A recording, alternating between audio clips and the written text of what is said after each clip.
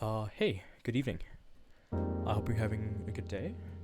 I just want to talk because I noticed I'm getting quite a few comments asking me about how did you start playing jazz? Like, how do you know jazz? How are you so good at jazz? I'm not that good, but I just want to address all these comments in one video. Even though I love responding to comments, sometimes, I feel like if I make a video, a lot more people can see it. Not that I don't want to respond. Like, I really do. It's so sweet getting all your comments. I love you guys for that. Thank you. But yeah, I just want to kind of share my experience and how I started learning jazz. And this is my second take because when I first recorded, it was freaking like my audio did not capture. And I think I spent like 10 minutes on the first take. So I'll make it shorter. Short and sweet for you guys. So I think the first thing is having this kind of input output sort of thing when learning. And just like anything, I feel like it's important to kind of have taken info, then put out what info you know back in and to see how far you've come. For example, I watch a lot of YouTube videos from like Charles Cornell, or like I watch some Jacob Collier clips or some other transcription videos.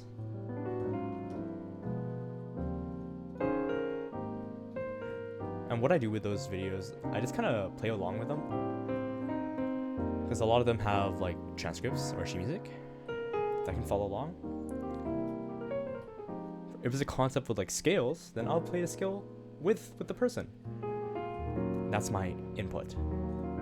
But then I would put in an output by trying out those scales for myself, memorizing the scales, trying to put them into improvisations, and I'll segue into improvising. And what really helped me improvise is kind of learning a bunch of chord patterns, common chord patterns, like 2-5-1 or descending 2-5. And if you hear this, in the bass line we have a C do do do do, and if we were to keep going do do do do do do do do do do, this is called a descending 2-5. This, in the context of C major, is the second chord degree, the fifth chord degree, and the first, which is C. So 1, 2, which is for D, 3, 4, 5, which is for G. But if we put this into context of other keys, like in D minor, our 2-5 would be E minor, A minor, D minor, and we can tie it into G major and C and resolve. So with this improvisation thing, another thing is that lead sheets are amazing. One of my friends really wanted me to learn this song called All the Things You Are. And it's a pretty well-known jazz standard. And if you guys don't know what lead sheets are, it's basically just a written melody over chord changes. So it would just be like one hand with notated chords on top. And what this really encourages you to do is that it kind of shows you, it kind of makes you learn a new language of how to read G music in a way. How do I explain this? It's pretty interesting. So, I guess when I'm playing, it's kind of hard to think, and I apologize about that. So with the lead sheets, it's literally just a right-hand melody over chords, and these chords, the names of the chords are written above, and it encourages you to kind of come up with your own way to play that chord. It could be played if it's an F minor 7, like that, maybe like this. Try inversions, maybe try something with the left hand. Right? Have fun with it. Play with different rhythms. Or like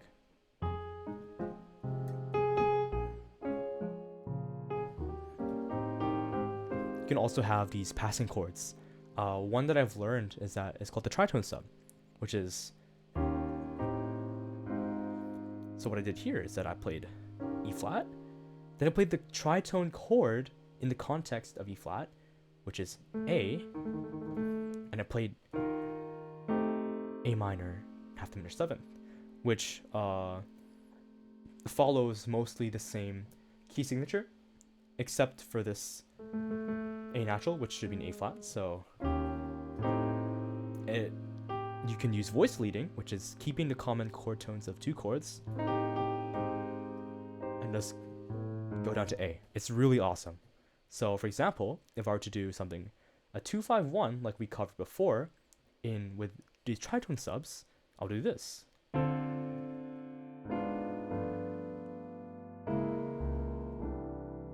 We just went the tritone up. We actually went the tritone down.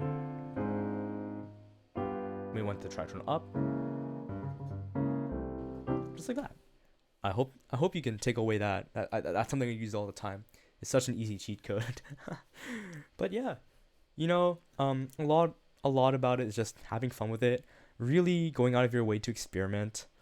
Playing with others helps a lot too. If you have friends that are into jazz or friends that also want to learn, just have jam sessions. Like find a lead sheet or come up with a chord progression together and just really have fun with it. Take all the scales that you've learned, like church modes, which is like our Ionian, Dorian, Frisian, Lydian, Mixolydian, our Aeolian. This, yeah, and then Locrian. Those 7 church modes. Even if you were to get more complex, you can use the harmonic minor modes, the blues scale, bebop scales. A lot of improvisation for me is learning different scales and learning how to use them and learning different patterns and developing my vocabulary through there. A good way to start, I guess, is by learning how other people play solos. For example, a nice and easy one recently is from Leve's From the Start, right? We can learn how she uses the dominant bebop scale, which is adding that minor 7th, and learning how she solos, and you can take inspiration from that and use it to develop your own solos and your own playing style when improvising. And I feel like it's super fun to do because you're taking inspiration from some of your favorite artists and intertwining it with your own creativity. And the beauty of jazz is just being creative and thinking outside the box. And mistakes happen, right? But you learn from those mistakes and you embrace those mistakes. And I think that's what's really important, especially when learning jazz. And jazz is like I said, it's like learning a new language. It's very difficult at first. There's a lot of new rules you need to learn, a lot of new rules you need to learn how to break. And, just learning how to incorporate all of these theory-related things. It doesn't have to be theory, but all of these different things with scales, with these chords, with voicings, and kind of putting them all together. So, at the end of this video, since I have my voice, I just want to sing a little bit just for fun. I know on my I'm Back video, I did Fly Me to the Moon, so I just kind of want to sing that one more time, just to end off on a little bit of a more fun note. So, I'll start now. It'll be in a different key. Maybe I'll point out some things I put in the video. Tritone sub. Fly me to the moon, let me play among the stars. Let me see what spring is like on Jupiter and Mars. In other words, hold my hand. In other words, darling, kiss me. Fill my heart with song and let me sing forevermore. You are all I long for, all I worship and adore. In other words, please be true. In other words, I love you.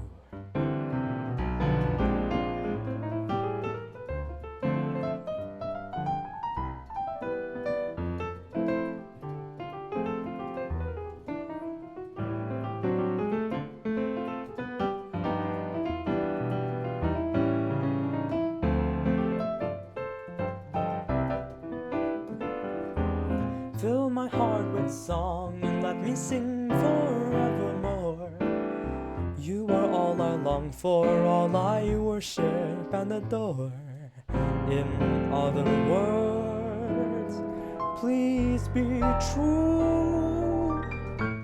In other words, I love you.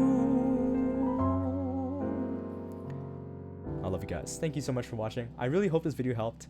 It's not supposed to be anything de facto. This is fact. This is gospel. I'm just speaking from my own experience and hoping that my experience can help you with your own experiences. So thanks again for watching, and have a good day, afternoon, or evening. Bye bye.